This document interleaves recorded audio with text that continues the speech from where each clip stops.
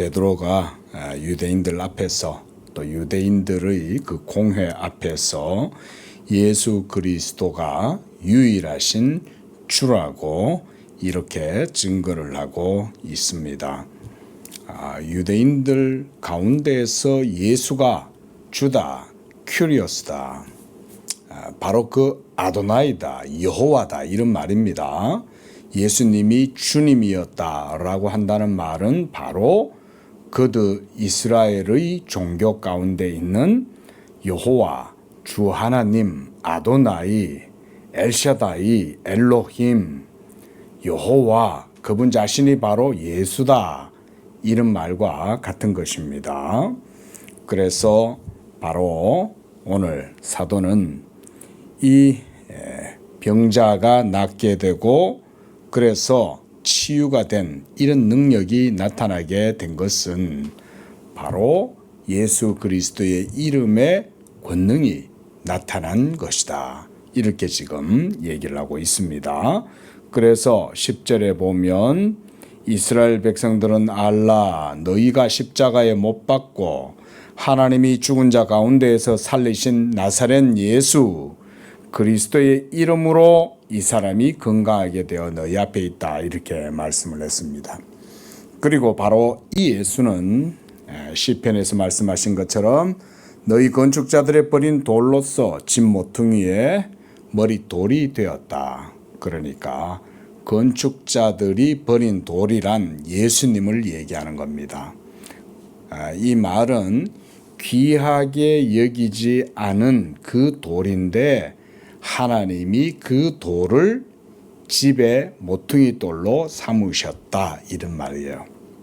그래서 12절에 다른 이로서는 구원을 얻을 수 없나니 그랬습니다. 구원 한마디로 종교 핵심적인 내용이 구원이잖아요.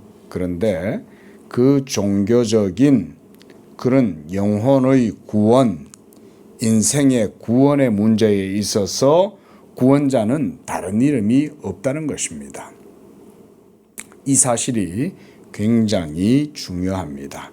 오직 하나님께서 세우신 구원자, 하나님의 메시아, 하나님의 그리스도, 하나님의 기름 부음 받은 종, 바로 그는 창세전부터 하나님이 미리 아심받은 자, 바로 예수 그리스도, 하나님이 예정하신 자, 하나님이 택하신 자, 예수 그리스도, 그분 이외에는 구원을 얻을 만한 이름이 없다. 그가 바로 예수다. 그래서 아이를 낳으리니 그 아이의 이름을 예수라 하라. 또 임마누엘이다. 이러면서 바로 이 나사렛 예수가 하나님의 메시아 그리스도라는 사실을 성경은 증거했던 것입니다. 그래서 다른 이로서는 구원을 얻을 만한 이름이 없다는 거예요.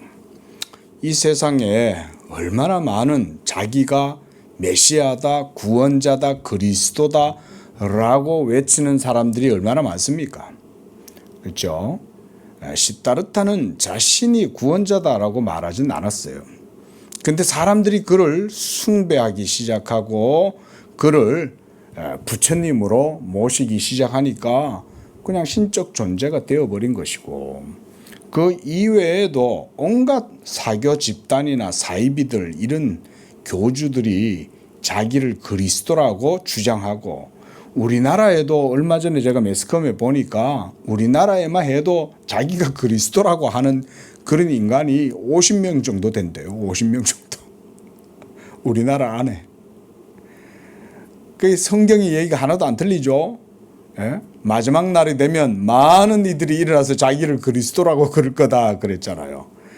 거짓령, 악령에 사로잡혀 가지고 자기를 그리스도라고 주장하면서 안상홍이도 자기가 그리스도고 문선명이도 지가 그리스도고 박태서이도 지가 성령이고 이재록이도 지가 성령이라고 그랬어요. 여러분 악령에 씌여 있으면요 처음에는 그 발톱을 안 드러냅니다. 이단 사이비 교주들이 뭐 아무렇게나 그냥 확 하고 자기의 정체를 드러내지 않아요. 이 많이도 처음에는 그렇게 안 드러내요. 서서히 실타래를 풀어가면서 말꼬리를 점점 늘어가면서 그러다가 이제는 완전히 자기 수중에 딱 마수에 사로잡힐 때가 됐을 때는 그때는 이제 내가 신이야 이러면서 그때서야 자기 정체를 밝히는 거예요. 뭐 사이비 교주들이 어느 날 갑자기 막 자기가 신이다라고 주장하지 않아요. 그게 뭐 아가동사인가요? 뭐 그거는 보니까 어떤 이상하게 생긴 아저씨가 막 잠옷 입고 앉아가지고는 남의 집 귀한 애들을 자기 품에 안고 자기가 낭군이다 이러면서 큰 우스꽝스러운 짓을 하는데도 그 부모들이 자기 자식들을 그 교주의 무릎에 앉히는 걸 영광스럽게 생각하잖아요. 여러분 이런 게 전부 다 더러운 귀신의 영에 사로잡힌 겁니다. 여러분 이성을 맹신하지 마세요. 절대 이성은 영을 못 이깁니다. 이성은 보잘것없는 종이 조각에 불과해요. 이성이라는 건. 제가 이렇게 설명하고 표현하는 게 과한 게 아니에요. 여러분 이성이 한번 박살이 나봐야 이런 말이 실감이 나는 거예요. 이성적으로 사니까 내가 교양미가 있고 내가 점잖하고 또 내 이성적 삶을 통해서 내가 지금까지 아주 멋들어진 인생을 내가 살았다라고 자부하십니까? 하루아침에 박살날 수 있습니다. 이성은 여러분 정말 종이짝 같은 거예요. 쉽게 사라질 수 있는 겁니다. 그런데 악령은 그거보다 훨씬 강해요. 귀신은 죽지도 않아요. 우리 말에도 그런 얘기 있잖아요. 귀신은 누구도 그런 것들은 못 데려가요. 오직 하나님만이 물리치고 할 수 있는데 인간은 이성적으로 악령을 대적할 수 없습니다. 은십자가도 안 되고 은마늘 마늘도 안 되고 쑥도 안 돼요. 무슨 뭐 주문 부적 갖다 붙인다고 귀신이 쫓겨나간 줄 아세요? 부적은 귀신 오라는 거지 가라는 게 아니에요. 이 세상에 어떤 사람도 악마는 못 이겨요. 하나님이 악마의 고삐를 풀어놓으면 악마는 누구든지 집어삼킬 수 있습니다. 하나님이 전능하신 손길로 은총과 자비로 붙들어주고 있으니까 악마가 함부로 못하는 거지 악마를 이길 수 있는 사람은 없어요. 악령은 엄청나게 무서운 존재입니다. 여러분 다른 사람들은 사이비 교주한테 그렇게 전부 다 사술에 잡혀갖고 그런 식으로 비이성적이고 비인격적이고 비상식적인 그런 행태들을 보인다고 여러분 그분들을 무시하지 마세요. 우리도 하나님의 은총과 자비와 능력이 없으면 우리도 그렇게 될 수 있어요. 그렇게 되지 않은 것을 여러분들이 감사하시면 돼요. 감사하시면 돼요. 그들은 그들의 죄악을 따라서 하나님이 악령들이 막 집을 삼키고자 할 때 내버려 놔둬 버리는 거예요. 그러니까 그거 가가지고 자기 자식도 아끼지 않고 교주한테 바치는 거죠. 그게 여러분 그 사람들이 우리보다 지능이 떨어져서 그런 게 아니에요.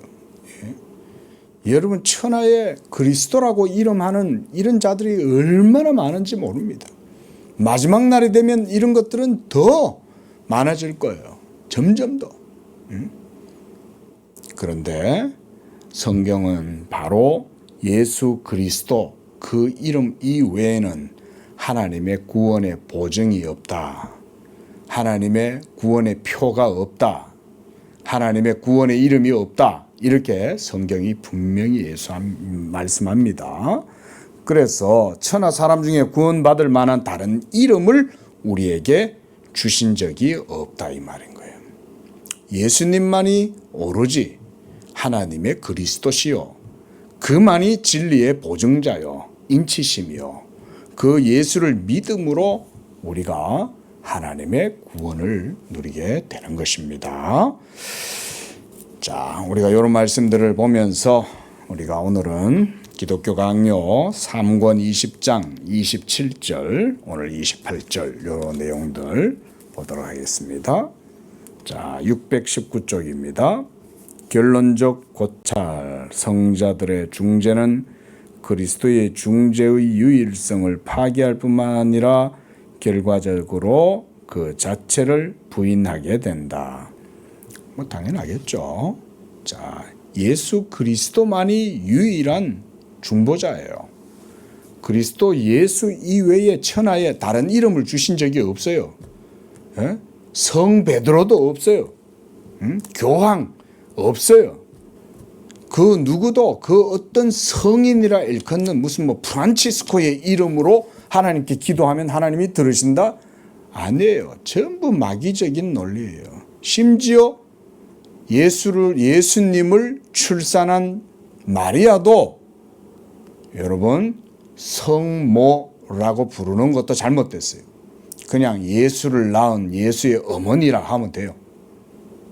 이런 식으로 생각 안 하니까 성모 마리아다 이러면서 성모 마리아를 또 숭배해요. 자, 우리가 믿고 의지하고 바라봐야 할 구원의 이름은 예수 외에 없잖아요. 성경 어디에 마리아가 우리의 중재자라 그래요? 성경 어디에도 그런 건 없어요. 자, 이런 거를 종교개혁 당시 때 이 칼빈이 로마 교회가 전체 유럽을 그런 식으로 잘못된 교리 가운데 지배하고 있기 때문에 그런 것들을 논박을 하는 거예요. 지금까지의 논의를 요약하면 다음과 같다. 먼저 하나님을 예배함에 있어서 성경이 구원하는 최고의 항목은 그를 부르는 것이다. 그를 부르는 것, 예수의 이름을 부르는 거죠. 그는 우리에게 이 경건의 의무를 먼저 요구하시고 모든 제사를 그 다음 뒤따르게 하신다. 그러므로 다른 무엇을 향해 드리는 기도는 명백히 신성 모독을 내포한다. 이에 시편은 다음과 같이 전한다. 우리 손을 이방신에게 향하여 폈으면 하나님이 이를 알아내지 아니하셨으리까. 다음으로 하나님은 믿음으로부터가 아니면 자기를 부르는 것을 원치 않으시고 기도가 자기 말씀의 척도에 의해서 분명하게 드려지도록 지시하신다. 마지막으로 말씀에 기초한 믿음이 올바른 기도의 어머니이다. 자, 우리가 요거는 앞에서도 봤습니다. 그렇죠? 말씀에 기초한 기도라는 말은 달리 표현하면 언약을 붙들고 기도해라 이 말입니다. 그러니까 기도는 말씀 없이 내가 막 하나님께 중얼거리든지 뭐라고 외치든지 그게 기도가 아니에요. 하나님이 먼저 우리에게 말씀해 주신 거예요. 그게 바로 성경이죠. 성경을 통해서 우리에게 주신 이 복음의 말씀이 이 속에 계시되어져 있고 그리고 이 계시의 말씀을 우리가 붙들고 기도하는 겁니다. 요게 가장 표준이고 가장 기본이에요. 기도 신학이라고 우리가 말하면 요런 내용들이 기본이죠. 기본. 자, 그러므로 말씀에서 벗어나면 그 순간 기도는 필연적으로 더러워지고 만다. 그러나 이미 보았듯 전체 성경을 숙고해 보면 오직 하나님만이 이러한 영예를 자기의 것으로 주장하실 수 있다. 중재의 직무에 속한 것은 그리스도께 고유하다는 것을 또한 우리는 깨닫는다. 맞죠? 성경 전체를 읽어봐도 그리스도 없는 그 어떤 것도 기도도 드려지지 못해요. 자, 예를 들어서 이렇게도 한번 설명해 봅시다. 구약의 이스라엘 백성들이 하나님께 기도해요. 근데 그들이 기도할 때 기도의 예법은 뭡니까? 성소에 와서 제사를 먼저 드리고 희생 제물을 통해서 자기 죄를 속하고, 그죠? 그래서 그 핏부림이 있어야 돼요. 그러지 않으면 죄가 속해지지 못하고, 죄가 속해지지 못하면 하나님이 그의 기도를 안 들으시죠. 그래서 구약의 율법의 규례나 의식들도 모두가 다 뭘 지시하고 있어요? 그리스도를 지시하고 있는 거죠. 그러니까 구약에서도 율법도 그리스도 없이는 하나님이 우리의 기도를 듣지 않으시는 거예요. 하나님이 율법을 통해서 그런 걸 구약 백성들에게 가르쳐 주신 것이고, 우리도 오늘날 율법을 배우면 그 속에서 바로 이런 진리를 보는 거죠. 아, 구약의 모든 성막에서 이루어지는 제사 예법 의식들 모두가 다, 그 규례들 모두가 다 그리스도를 지시했던 거구나. 그러니까 구약의 예법대로 하나님을 섬기고 예배하고 기도하지 않으면 그리스도가 배제되겠죠. 그렇죠? 그리스도가 배제되면 하나님도 그 기도는 안 들으시는 거예요. 이렇게 생각을 하면 되는 겁니다. 그래서 어떤 기도도 이 중보자가 거룩하게 하지 않으시면 하나님을 기쁘시게 하지 못한다. 역시 이미 보았듯 신자들이 형제들을 위해 서로 번갈아 기도 드린다고 해서 우리가 요건 뭐라고 그랬어요? 이게 중보 기도입니까? 신자들이 형제를 위해서 기도하는 거 이걸 뭐라고 그랬습니까? 도고다 그랬죠. 그렇죠? 도고다 그랬습니다. 중보 기도란 말은 그래서 다 빼야 돼요. 예? 이거 그래서 그리스도의 유일한 중재로부터 무엇 하나 벗어나지 않는다. 왜냐하면 그 중재에 의해서 사람이 함께 자기들과 다른 사람들 모두를 하나님께 위탁하기 때문이다. 이어서 이제 그리스도의 중재 이것만이 우리를 하나님 앞에 온전하게 기도하게 해준다 이런 말이잖아요. 자, 나아가 우리는 이러한 기도를 죽은 자들에게 적용하는 것이 적절하지 않다. 죽은 자들을 위한 기도나 또 죽은 자들이 기도한다든지 또 죽은 자들을 위하여 기도한다든지 이런 것들 모두는 다 그래서 성경에서 전부 다 금하는 겁니다. 그래서 이제 장례식장 같은 데 가서도 우리가 이렇게 이제 조문을 가잖아요. 조문을 가는 건 뭐냐면 위로하러 가는 거예요. 근데 우리나라 옛날 우리나라 제례적으로 전래되어 오던 그런 민간의 신앙이 문화 속에 아직도 이게 남아 있어 가지고 그걸 정확하게 잘 생각을 못하는 분들이 때때로 장례식장 가갖고 이렇게 죽은 사람 앞에 엎드려서 기도한다든지 이런 식으로 잘못하는 경우가 있는데 그러면 안 됩니다.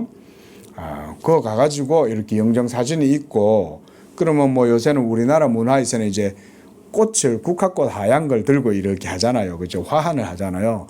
그 옛날에는 제가 이제 어릴 적에 교회에서는 그래 배웠어요. 그 헌화하는 거, 꽃을 영정 앞에 놓는 것조차도 제가 어릴 적에 교회에서는 금했어요. 왜냐하면 누구한테 그 꽃을 놓는 거예요, 지금? 죽은 자한테 놓는 거잖아요. 죽은 자는 이미 하나님의 손에서 끝난 거예요. 그가 믿었으면 하나님 품에 있고 믿지 않았으면 벌써 사망 가운데 있는 거예요. 영원한 지옥 형벌 가운데 벌써 있는 거예요. 그 사람은. 그런데 우리는 그런 걸 모르고 살아있다고 거기다 꽃을 이렇게 놓잖아요. 그래서 사실은 그 헌화하는 것도 명백하게 엄격하게 얘기하면 우리가 개신교 전통에서는 그릇된 겁니다. 근데 이게 이제 문화가 그러니까 그냥 이렇게 그 죽은 사람에 대한 그 이제 유족들이죠. 그 유족들의 마음을 위로하고 또 그 정도 표현한다. 이런 정도로 우리가 이제 쉽게 말하면 어떻게 보면 일종의 이제 미덕이죠. 미덕. 미덕으로 그냥 어느 정도 그렇게 이해하고 넘어가는 거죠. 너무 엄격하게 해가지고 굳이 이렇게 어렵게 할 거 없잖아요. 그런 정도 선에서 이해를 하시면 되는 거예요. 그러니까 그냥 국화꽃을 하는 것도 죽은 사람한테 바치는 게 아니라 내가 이 사람을 추억하는 거예요. 그냥. 참 이 고인이 아니면 친구의 부모님이든 친구의 가족이든 아니면 내가 아는 친구든 간에 고인을 이렇게 마음으로 생각하면서 그 꽃에다가 고인의 마음을 담는 거지. 그런 상징적 의미로 생각하면 그 정도는 봐줄 수는 있어요. 그래서 누구야 참 내가 너와 함께 지냈던 세월을 돌아보니 참 만감이 교차하는구나 이러면서 이제 이 꽃을 가지고 이렇게 거기다 놓고는 기린다. 이런 정도 의미로 생각하면 될 것 같아요. 더 이상의 의미로 생각하면 안 돼요. 절 같은 건 하면 안 돼요. 예수 믿는 사람들은. 망자는 절을 받지 않아요. 또 술도 바쳐서도 안 되고 향을 피우는 것도 안 됩니다. 예수 믿는 분들은 향 피우는 거는 그건 귀신의 혼령을 이렇게 위로하거나 귀신의 혼령을 말하자면 다루는 내용이에요. 그러니까 그런 것들은 명백히 향 피우는 건 하면 안 됩니다. 특히 또 예수 믿는 성도들이 장례식을 치른다고 하면 분향단을 올려놓으면 안 됩니다. 분향단 다 치워야 됩니다. 그 다음 그 앞에 제사, 부거채 갖다 놓고 과일 갖다 놓고 그런 것도 하면 안 돼요. 일절 다 치워야 돼요. 심지어 초를 태우는 것조차도 사실은 하면 안 돼요.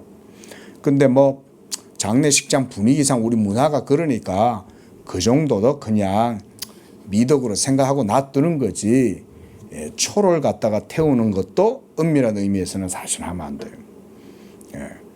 좀 엄격하다 싶겠죠. 근데 우리가 살아계신 하나님을 생각하고 가치 기준을 성경에다 두면 이런 것들에 있어 가지고는 정확하게 할 필요가 있어요. 그리고 하나님은 그런 걸 기뻐하세요. 하나님은 그런 데서 하나님이 보시는 거예요. 이렇게 나를 생각하는구나.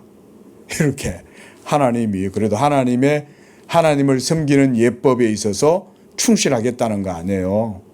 죽은 사람은 이 사람은 이미 하나님의 품 안에 있어. 하나님의 손 안에 있어. 그러면 그걸로 그냥 딱 끝내야지. 거기에서 더 이상 나아가서 하나님 죽은 사람을 천국으로 보내주세요. 이렇게 기도해도 이것도 하나님 앞에서는 불경이에요. 그래서 죽은 자를 위해서 우리는 기도하지 않습니다. 근데 로마 교회가 계속 이런 죄를 저지르죠. 지금도 말하자면 림보에 있는 사람들, 연옥에 있는 사람들을 천국으로 보내기 위해서 여기 있는 사람들이 누가 하냐면 사제가 그 짓을 하는 거예요. 여러분 사제가 그렇게 할 때는 사제에게는 일종의 뭐가 있어야 되냐면 은사와 자질이 있다고 보는 거예요. 그러면 신도는 그런 게 없죠.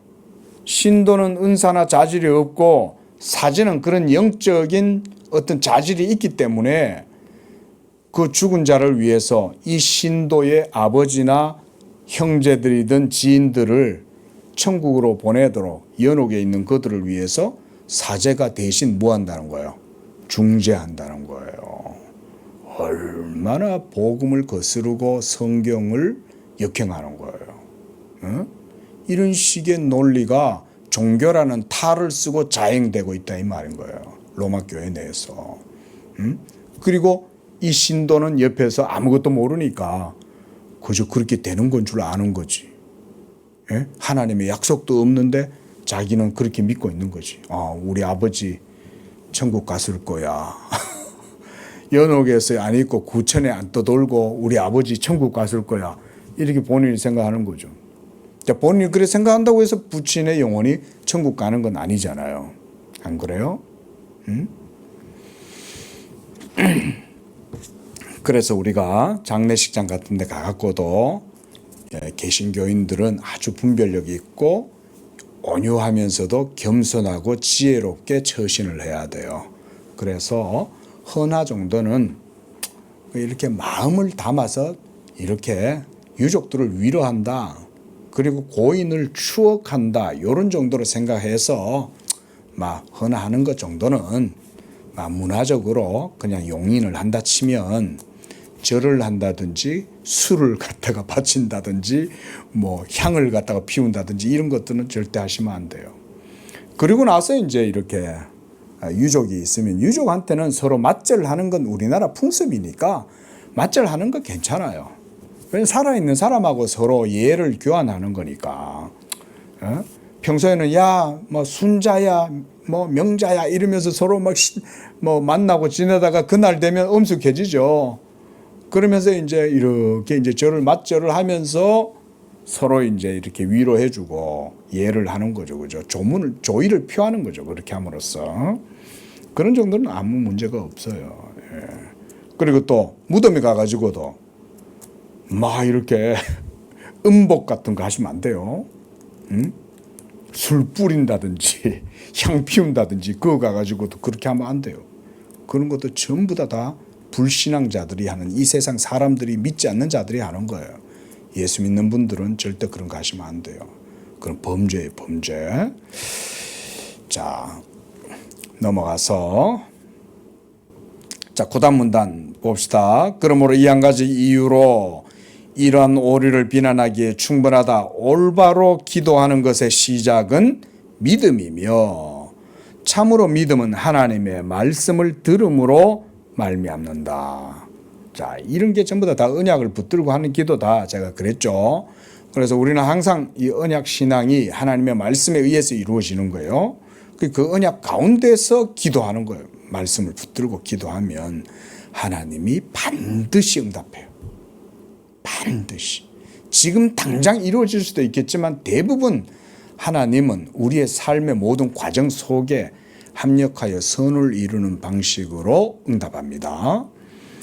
자, 하나님이 주시지 않는 자들을 보호자로 받아들이는 것은 무모하게 미신을 행하는 일이다. 누굽니까? 사제 얘기예요. 사제. 사제는 하나님이 공적으로 정당하게 허락한 하나님의 종들이 아니에요. 전부 다 불법을 자행하고 있는 거예요. 거기서.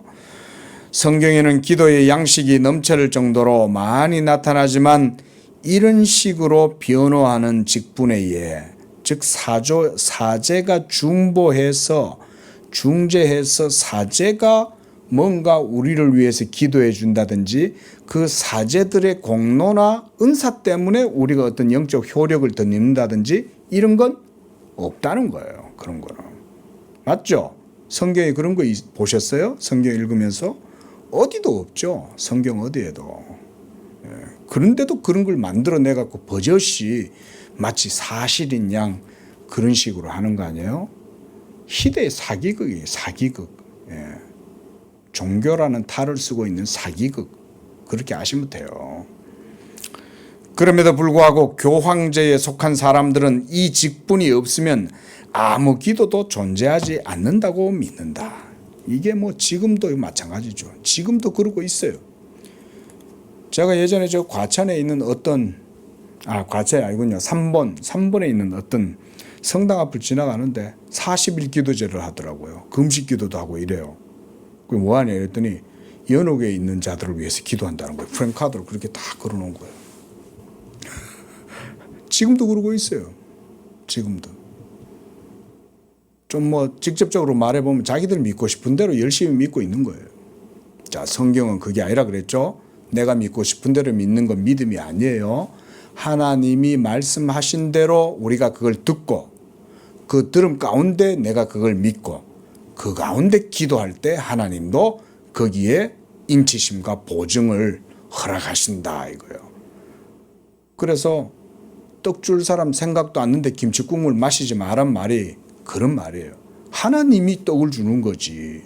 지가 떡 줄 사람 생각도 않는데 먼저 김치국물 마신다고 하나님이 그 떡을 줄 이유가 뭐 있어요? 그런 게 아니다 이 말인 거예요. 자, 중간쯤 가보면 우리는 무가치하여 하나님께 친밀히 나아갈 수 없기 때문에 성자들의 변호가 필요하다는 논거를 그들은 무엇보다 강하게 제시한다. 우리가 무가치하다는 그들의 전제는 실로 참되다. 그걸 인정한다. 그러나 그렇다고 해서 성자들이 그리스도 대신에 그 자리에 앉아서 중재한다는 것도 이것도 잘못된 거잖아요. 그렇죠? 우리는 그래 따지면 무가치하죠. 제가 초반에도 말씀드렸듯 우리의 지성이라는 거는 종이 조각에 불과해요. 여러분들이 빨리 사시면서 이런 정도의 철학은 깨달으셔야 돼요. 예? 인간의 지성이라는 거는 얼마나 종이장 같냐면 쉽게 예를 들면 이런 거예요. 여러분들이 오늘 주무시다가 돌아가시잖아요. 그럼 여러분들 존재나 생각이나 여러분들의 자부심이나 명예는 한꺼번에 다 사라지는 거예요. 제 말이 틀렸습니까? 그게 우리 인생이에요. 하나님 앞에서. 아무리 내가 수조 원의 돈을 창고에 쌓아놓고 은행에 예치해놓고 있다 한들 하나님이 오라 이러면 그냥 가야 돼요. 그런 게 우리 인생 아닙니까? 당일에 그 호흡이 소멸되리로다. 성경은 그렇게 말하잖아요.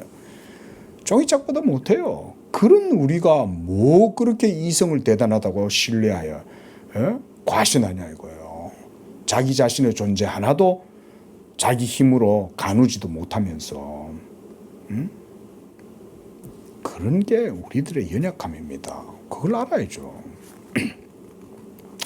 자, 28절. 자, 사적 기도를 드림에 있어 요구되는 간구와 감사. 그러나 비록 고유한 의미에 있어서 기도가 소원과 간청에 한정된다 할지라도 간구와 감사 사이엔 매우 밀접한 관계가 있으므로 편의상 모두 한 이름 안에 포함시킬 수 있다. 자, 제가 여러분께 요 말씀 하나 좀 적어 드릴게요. 이런 건 적어서 놔두세요. 예. 자, 기도가 여러분 뭐라고 생각하세요? 뭐 물론 기도에 대해서 다양하게 많은 이제 정의를 할 수는 있겠지만 저는 조금 요약해서 압축적으로 이렇게 표현해요.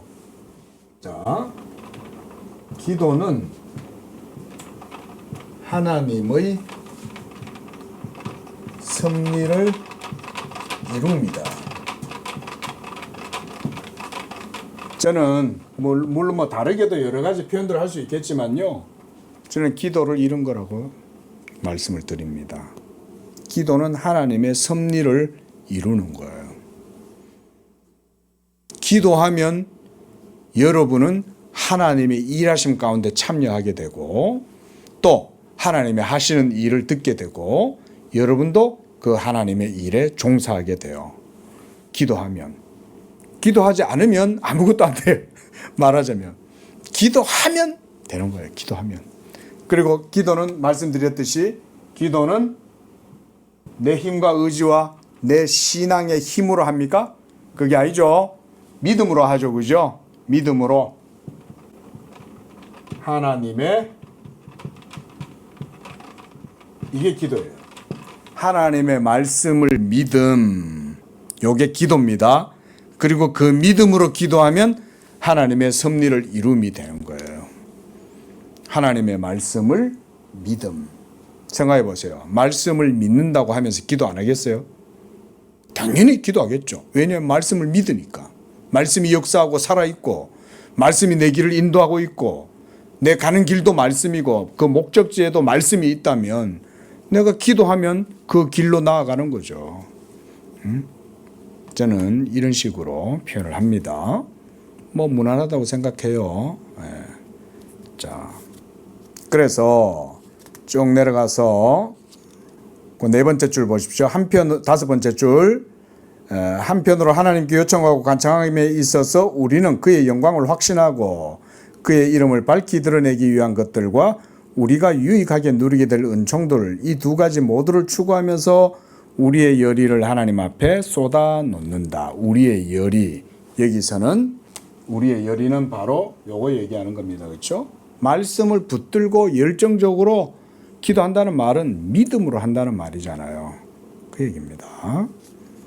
자, 넘어가겠습니다. 성경이 우리가 이 두 가지를 위하여 계속해서 기도하라고 명령하는 데는 합당한 이유가 없지 않다. 우리가 다른 곳에서 언급했듯 우리의 그 심한 궁핍과 우리가 처한 실상 자체가 사방에서 우리를 내몰고 억누르는 시련이 얼마나 큰지 엄명하므로 우리가 쉴 새 없이 하나님께 신음하고 단식하며 애원하는 자들로서 그들에게 간청할 모든 이유가 충분하다.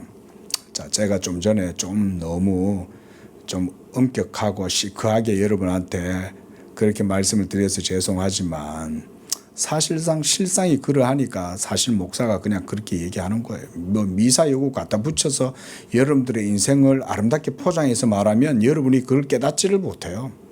인생은 아름다워. 뭐 어떤 영화의 제목처럼 여러분 그 영화 속에서 인생이 진짜 아름답습니까?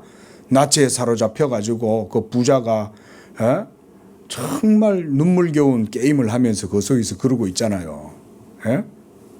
근데 그게 아름답습니까? 그게? 그러면 안 된다 이 말인 거예요. 아름답다고 하면 안 돼요. 인생은 죄로 말미암아 사망 아래에 있고 비참한 가운데 있는 거예요. 그 비참함을 아름답게 묘사해 주면 안 돼요. 그런데 지금 여기서 칼빈도 이렇게 얘기하고 있죠. 그 인생의 비참한 형국을 이렇게 표현하는 거잖아요. 쉴 새 없이 하나님께 신음하고 탄식하고 애원하고 또 우리가 처한 실상 자체가 사방에서 우리를 내몰고 억누르는 시련이 얼마나 많고 큰지 성경이 그거에 대해서 엄명하고 있다 이건 거예요. 우리는 현실을 이렇게 직시하지 못하죠. 배부르고 등 땄으면 낭만적인 인생이라고 생각하잖아요. 얼마나 우리는 연약합니까? 배부를 때 생각 다르고 배고플 때 생각 다르죠. 이게 우리 연약함 아니에요? 근데도 기도하지 않아죠. 그래서 비록 우리가 역경을 면했다고 할지라도 우리 자신이 저지른 범죄에 대한 비난과 헤아릴 수 없이 엄습하는 유혹에 내몰려 심지어 우리 가운데 가장 거룩한 자들조차 그것에 대한 처방을 간절히 찾아내도록 해야 하기 때문이다. 넘어가고요. 622쪽입니다.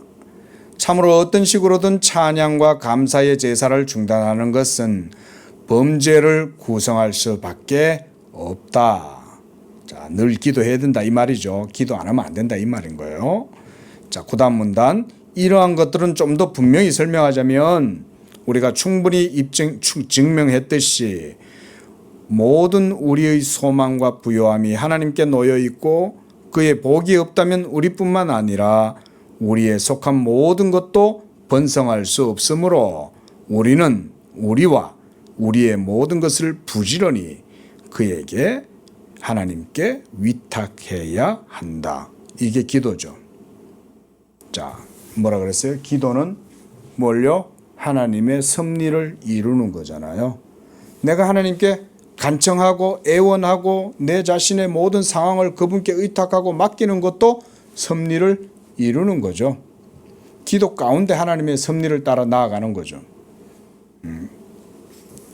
그래서 그 밑에 줄 보면 우리는 무엇을 결정하고 말하고 행하든지 그의 손과 뜻 아래서 한마디로 그의 도움에 소망 아래서 결정하고 말하고 행하여야 한다. 이게 기도하는 사람의 생활 패턴이에요. 네? 생활 양식이에요. 이런 게 모두 생활 양식. 기도하는 사람은 무엇을 결정하고 말하고 행하고 하든지 하나님의 섭리의 손과 뜻 아래에서 그의 도움과 소망 아래 결정하고 말하고 행동해야 된다. 그래서 제가 우리 성도님들한테도 종종 그런 말씀 드리지만 믿음으로 행한다는 것은 하나님께 먼저 기도하고 사리를 분별하는 거예요. 아, 이렇게 할까 저렇게 할까. 그래서 하나님 그 계획을 먼저 여러분이 마음에 품더라도 기도하는 거예요. 하나님, 제가 이런 아젠다가 하나 있습니다. 요거에 대해서 제가 어떻게 하면 좋겠습니까? 하나님께서 지혜를 주십시오. 하나님께서 하나님의 선하신 뜻 가운데 인도해 주십시오. 이렇게 이제 기도를 하고 믿고 그다음 내가 판단하지 말고 그것을 내가 기본적으로 내가 판단하고 준비할 것들은 준비하되 불은 하나님이 지펴주신다 생각하고 행동해라는 거예요. 그때는 예수 믿음으로 믿고 담대하게 나가서 해라는 거예요. 안 되더라도 하나님의 섭리에 있다. 이렇게 생각하면 돼요. 이게 만약에 안 됐어. 내가 분명히 하나님께 기도하고 했는데 안 됐어. 그러면 그게 도리어 하나님의 섭리가 이루어지는 거예요. 아, 안 된 것이라도 이 안 된 것을 통해서도 하나님은 하나님의 섭리를 이룬다. 그리고 우리가 세상에도 지혜로운 사람들이 세옹지마라는 말을 만들었잖아요. 그렇죠? 세옹지마라는 말은 좋은 일만 좋은 게 아니고 나쁜 일도 때로 좋은 일이 될 수도 있는 거 아닙니까? 하지만 믿음은 세옹지마처럼 생각은 안 해요. 왜냐하면 하나님이 잘 되든 못 되든 하나님의 섭리 가운데 내가 있고 내가 못 돼도 감사하고 있고 찬양하는 거죠. 에? 내가 못 돼도 감사하고 찬양하는 거죠. 왜? 내가 믿음으로 하나님께 기도했잖아요. 그러면 하나님이 그걸 들으셨을 거 아니에요. 하나님이 들으셨으니 안 돼도 그거는 하나님께 돌려지는 것이고 우리가 그렇게 생각하시면 되는 거죠. 그래서 기도가 하나님의 섭리 가운데 이렇게 이루어지는 겁니다. 자, 쭉 뭐 계속 그거에 대한 설명이긴 한데요. 자, 그다음 문단 첫 번째 줄 보세요. 모든 선한 것의 저자가 하나님이심을 인정한다. 이게 기도죠. 기도하는 건 하나님이 섭리 가운데 행하시는 모든 일은 선하시다. 이걸 인정하는 게 기도죠.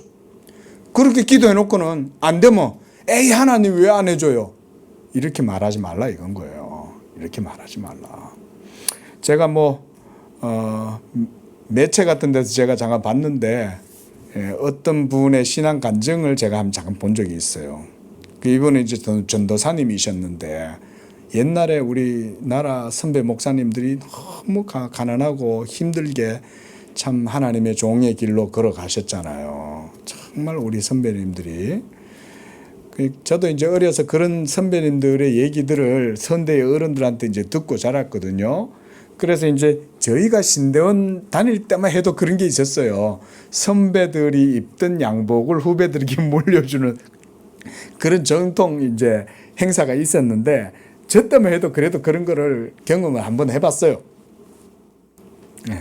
저도 뭐 전도사 시절에는 양복 같은 거 뭐 무슨 백화점 같은 데서 산다는 건 상상도 못 해보고, 무슨 뭐 길거리 같은 데 이렇게 야시장 같은 데 가면 파는 거 있잖아요. 그때는 뭐 그런 데 가가지고 싸게 그냥 사서 입고 그런 거죠. 예? 그때도 그런 거 입는 것만 해도 그때는 이제 감시덕지였죠. 예? 그러니까 뭐 이렇게 어디 뭐 옷 같은 거 뭐 이렇게 누가 버려놓은 거 있거나 아니면은 중고로 주면 냅다고 그거 받아오고 그런 거 입고 다니고 그랬었어요. 유행이 지나도. 근데 이제 그 전도사님이 자기가 참 이 양복이 정말 필요해서 하나님께 기도를 했다는 거예요. 기도를 했는데 하나님이 주실 줄 믿습니다 하고 이분이 이제 믿음으로 자기 스스로 이제 자기한테 이제 암시를 딱 그런 거예요. 분명히 하나님 주신다. 그랬는데 하나님 주셨을까 안 주셨을까요? 안 주신 거예요. 근데 자기 옆에 있던 동료 전도사님은 와가지고 막 자랑을 하더라는 거예요. 자기한테 어떤 분이 양복을 줬는데 너무 좋은 양복을 줘가지고 하면서 막 자기는 지금 그 양복 달라고 하나님께 기도하고 있는데 이 전도사님은 그걸 받아가지고는 너무 좋은 거야. 그러니까 기분이 자기는 너무 마음이 상하는 거예요. 그래가지고는 뒤로 돌아 나와가지고는 하나님 앞에 막 그랬대요. 하나님, 나는 기도하고 확신하고 믿었는데 왜 하나님 저 전도사님한테는 옷을 주는데 나한테는 안 주시는 거예요? 이러면서 막 하나님께 뭐 불평을 했다는 거예요. 저 때만 해도 사실 그 정도로까지는 그러지는 않았거든요. 저도 뭐 그렇게 잘 살았던 편도 아니고 아주 그때는 막 정말 어렵게 살 때였는데, 그러긴 해도 참 그 정도 아니었지만 우리 참 선대의 우리 윗대의 어르신들은 정말 목사님들이 정말 제가 그런 마음은 이해가 돼요. 얼마나 상처가 됐겠어요. 막 실망도 하고 그랬는데 이제 나중에 시간이 지나고 나니까 그 양복 때문에 하나님이 나중에 응답을 해 주셨다는 거예요. 그래가지고 아주 좋은 양복을 주셨는데 그때 그 좋은 양복을 또 얻어 입고 또 그 과정 속에서 또 어떻게 또 좋은 사모님을 또 그 과정에서 만났대요. 그러면서 그런 간증했던 얘기를 제가 한번 본 적이 있습니다. 여러분, 그게 그런 거 아닙니까? 그렇죠? 하나님은 다 들으시고 아시는 거예요. 그리고 여러분 그거 아셔야 돼요. 하나님은 주시면 최고 좋은 걸 주십니다. 여러분 하나님 뭐 어디 뭐 싸구려 같은 거나 뭐 이렇게 모조품이나 뭐 그런 거 이미테이션 같은 거 안 주세요. 여러분 그거 아셔야 돼요. 하나님이 응답하실 때는 자기 이름을 걸고 하시는 거기 때문에 하나님이 봤을 때 나한테, 여러분한테 제일 좋은 걸로 주시는 거예요. 제일 좋은 걸로. 그걸 분명히 여러분 아셨으면 좋겠어요. 하나님은 그냥 응답 안 해요. 자, 얘기가 길어지면 안 되니까요. 자, 어쨌든 자 이렇게 해서 우리가 기도에 대해서 그렇게 좀 믿음을 갖고 하나님께 기도해야 된다. 자, 그 다음 문장만 읽어봅시다.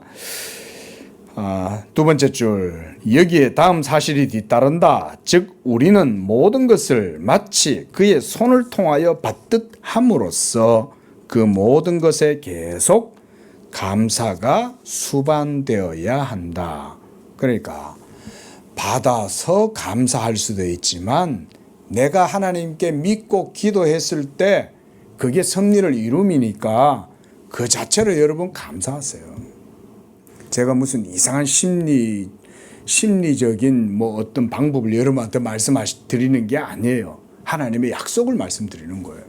하나님의 약속은 그리스도 예수 안에서 얼마든지 하나님이 다 받아주시고 행할 수 있어요. 그래서 예수님도 뭐라 그랬습니까? 기도할 때 너희가 내 이름으로 무엇이든지 구하면 그랬어요. 무엇이든지. 응? 그러니까 여러분들이 그런 예수님의 말씀, 너희가 무엇이든지 내 이름으로 구하면 하나님이 내가 듣고 시행하리라 그랬잖아요. 꼭 기억하세요. 기도하실 때 하나님이 자기의 이름을 걸고 응답하시는 거예요. 자, 그 다음 623쪽 쭉 내려와서 제일 밑에 문단 보겠습니다. 나아가 신자들은 하나님이 그 자신의 이름을 위해 무엇을 행하시기를 간청할 때 자기들은 자기들의 이름으로 무엇을 얻기에 무가치하다는 것을 고백하면서 스스로 감사의 의무를 떠안고, 이미 기도할 때 감사함으로 구하는 거예요. 그렇죠? 그래서 너희가 기도할 때 감사함으로 모든 지각에 뛰어난 하나님께 기도하라 그랬어요. 감사함으로 기도하라 그랬어요. 감사하다는 말은 지금 현재 나한테 어떤 결과가 주어졌기 때문에 감사하는 겁니까? 그런 게 아니죠. 그죠? 다만 내가 믿음으로 하나님께 기도할 때 벌써 내가 감사하는 거예요. 그게 믿음이죠. 벌써 받은 줄로 믿으니 감사하는 것이고, 기도 자체가 하나님의 섭리를 이루미니 감사하는 것이고, 내가 하나님의 말씀을 붙들고 기도하고 있으니 그게 감사한 거죠. 그전에는, 예수를 믿기 전에는 저에게 정한수 떠다 놓고 그러고 기도하는 거지. 뭐 정한수 떠다 놓고 그거다가 뭐 빌어가지고, 여러분 정한수 떠다 놓고 기도한다고 뭐 정한수가 뭐 복을 주겠어요? 자, 넘어가겠습니다. 그래서 624쪽 첫 번째 문단입니다. 우리는 바울이 모든 소원은 감사와 합해져 하나가 되지 아니하면 사곡하고 사악하다고 다음과 같이 전하는 말을 견지해야 한다. 모든 일에 기도와 간구로 너희 구할 것을 감사함으로 하나님께 아뢰라. 그리하면 모든 지각에 뛰어난 하나님의 평강이 그리스도 예수 안에서 응답이 이루어질 것이다, 이 말이잖아요. 그래서 많은 사람들이 불평, 권태, 참지 못함, 쓰라린 고통, 공포에 내몰려 기도할 때 중얼거림으로 바울의 본문에서 신자들이 자기들의 정서를 조절하고 자기들이 갈구하는 것을 얻기 전에 즐겁게 하나님을 찬미하라고 명령하고 있다. 이게 기도인 거예요. 그러니까 자, 여러분, 기도가 하나님의 섭리를 이룰 때 내가 벌써 기도하면 그 자체가 벌써 감사요, 하나님께 영광을 돌립니다. 이렇게 보시면 돼요. 그게 기도예요. 그러니까 하나님께 영광 돌린다면서 내가 감사하지 않겠어요? 벌써 내 마음은 감사가 가득한 거예요. 하나님 감사합니다. 그럼 옆에 있는 안 믿는 사람이 그럴 거 아니에요. 뭐가 그래 감사하냐. 너는 기도하지 않고 있지만 나는 지금 하나님께 기도하고 있다. 이렇게 이제 말하면 되는 거죠. 그렇죠? 예. 자, 그래서 624쪽 제일 밑에 문단, 우리는 그리스도의 중재에 의해 그것이 없었다면 오염되었을 우리의 기도가 거룩해진다는 사실도 가르쳤다. 우리는 불의하고 우리의 기도가 하나님 앞에 온전치 못하죠. 하지만 예수를 믿고 기도하면 그것이 중재에 의해서 거룩해진다, 이거죠. 자, 넘어가고요. 자, 625쪽입니다. 바울이 쉬지 말고 기도하고 감사하라고 명령하는 모든 이유는 모든 사람이 가능한 한 항상 모든 때에 모든 시간에 모든 곳에서 모든 것과 모든 일에 있어서 자기들의 소원을 하나님께 향하여 올려드리고 그에게 모든 것을 기대하며 모든 것에 대한 찬송을 그에게 올려드리기를 원함에 있음이 분명하다. 하나님은 우리의 찬송과 기도를 올려드려야 할 영구적인 대상이시기 때문이다. 자, 그 영원하신 하나님께 우리가 기도하면 그 기도가 바로 하나님의 섭리를 이룸이에요. 이 섭리를 이루어갈 때 우리의 마음은 어떤 상태일까요? 찬양과 감사가 가득한 거예요. 찬양과 감사가. 그 이유는 하나님의 말씀이 있기 때문에 그런 거죠. 이런 기도를 하나님이 안 들으시겠어요? 바로 이런 기도를 하나님이 적법하게 들으시는 거예요. 기도하겠습니다. 자비로우신 하나님 찬양합니다. 감사합니다. 영광을 받아 주시옵소서. 이와 같이 보이지 아니하시는 그 하나님을 믿고 그 말씀하신 하나님의 그 음성을 듣고 그 가운데 믿음으로 약속의 말씀 붙들고 기도할 때 우리의 모든 삶의 영역에서 상황에서 하나님의 섭리가 이루어지게 하시는 줄로 믿습니다. 또한 그 믿음으로 기도할 때 감사하게 하시고 찬양하게 하시고 하나님께 영광을 돌리는 그런 우리의 복된 믿음들, 하나님의 섭리를 이루는 그런 영적 기도가 되도록 축복하여 주시옵소서. 예수님의 이름으로 기도합니다. 아멘.